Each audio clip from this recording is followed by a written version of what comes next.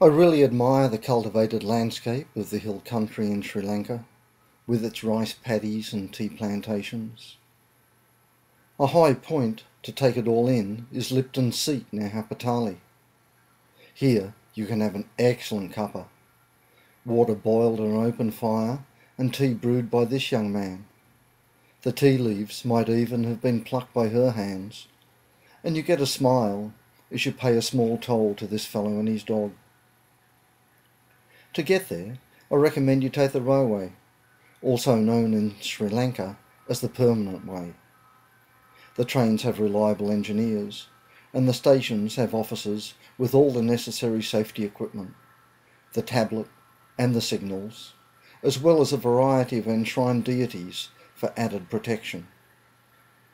The rail line runs 290 km from Badulla to Colombo. Badulla is a bustling place.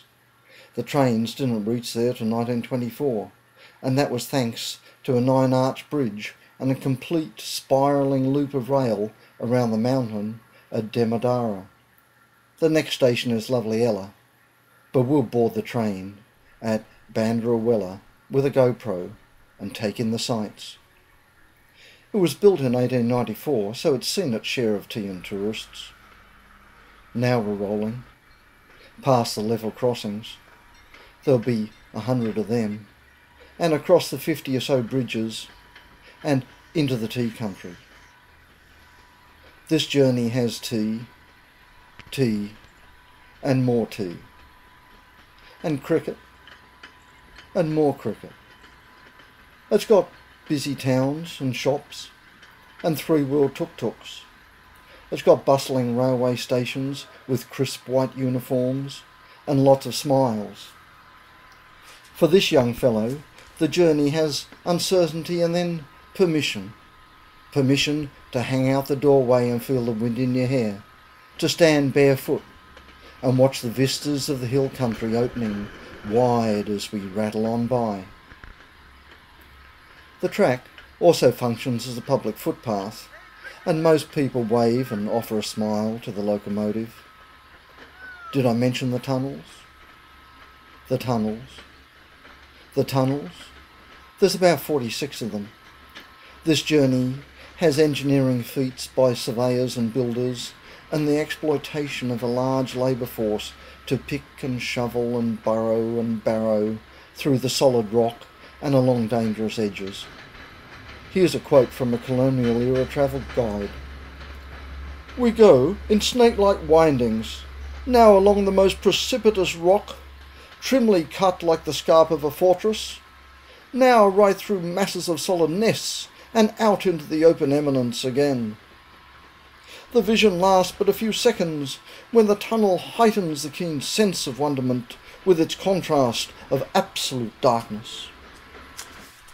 At 1898 metres, we are passing the summit of Badulla, and shortly after, Elgin's waterfall divides what looks like remnants of the original forest cover.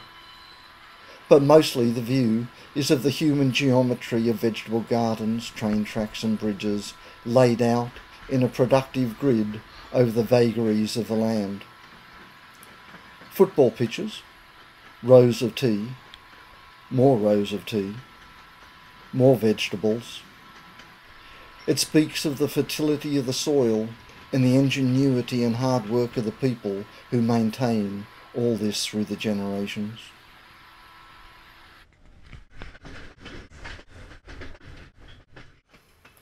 And here are the barrel trunks of the eucalypts. This train takes a journey through some colonial history. The British cut out the native forest to plant coffee trees brought from Dutch colonial Java. When these plantations were destroyed by virulent fungus in the 1870s, they replanted the vast estates with tea, a shrub native to the north of their Indian colony. They had imported the eucalypts from their continent-sized colony of Australia. The British brought Tamil people from the south of their Indian colony in their hundreds of thousands to be coolie labour on these plantations and to build this railway. Tea is a shrub named Camellia sinensis, a native of Assam. The best quality tea is the top 2 leaves in the bud. A good picker can gather 15 to 20 kilos in a day.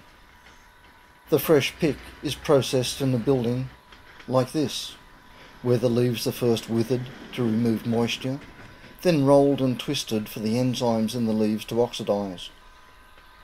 The leaf fragments are then spread on tables where they start to ferment. They are then dried to fix the flavour. After that is the packing and sorting. Ah, here's Hatton. Let's get off. The area around here is a great place to spend a couple of days on a tea estate and take a closer look at this countryside of eucalypts and camellias. And then there's Sri Lanka, also known as Adam's Peak, where a mysterious depression in the rock at the summit is attributed to the footprint of Shiva, Buddha or Adam. Whatever's your preference, it's a sacred site of pilgrimage. Up and down is 5,000 steps, they say. Now we're headed to Kandy, on a different train, with an observation car. The 1905 tourist handbook mentions that the 42-foot rolling stock is made in Colombo. These modern carriages, which are constructed of teak, built on the English pattern, are furnished with excellent lavatory accommodation. The outsides of the carriages are of varnished teak, while the interiors are of the same wood polished, picked out with satin wood and adorned with photographs of interesting places along the line. We're passing by modest bungalows that are the common household building in Sri Lanka. Needless to say, the lick of bright paint is good business for the hardware stores. And speaking of paint drying, welcome back to the cricket, which, like tea, is an acquired taste, and like tea, requires patience, stamina and good weather. It unites the Christians of Britain and South Africa, the Hindus of India, the Muslims of Pakistan, the Buddhists of Sri Lanka, the Rastafarians of the West Indies and the sun worshippers of Australia. The railway was originally an idea by a private company in the 1850s, with L.G. Molworth as chief engineer. His design was lambasted in the local press as a series of chamois leaps from one right angle to another.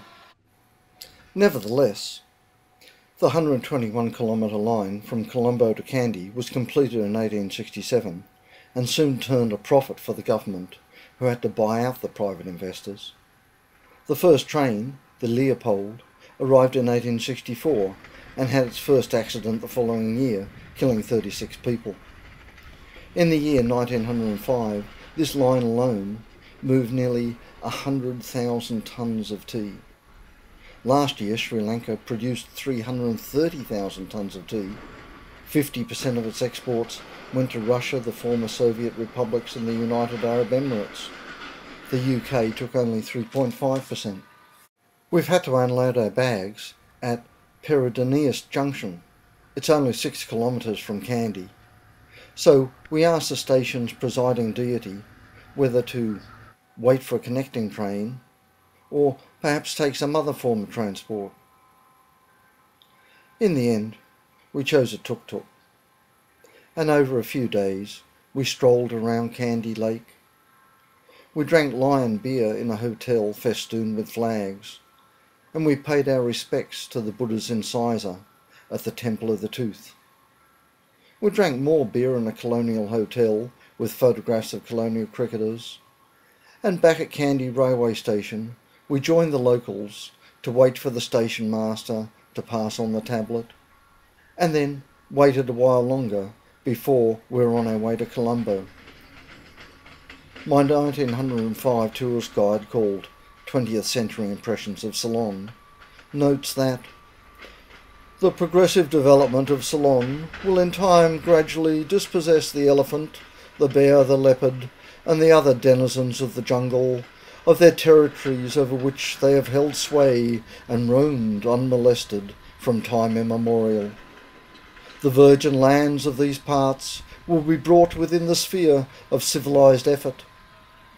In that future time, the pioneer here, as everywhere else, will be followed by the railroad, and the present primeval conditions will disappear.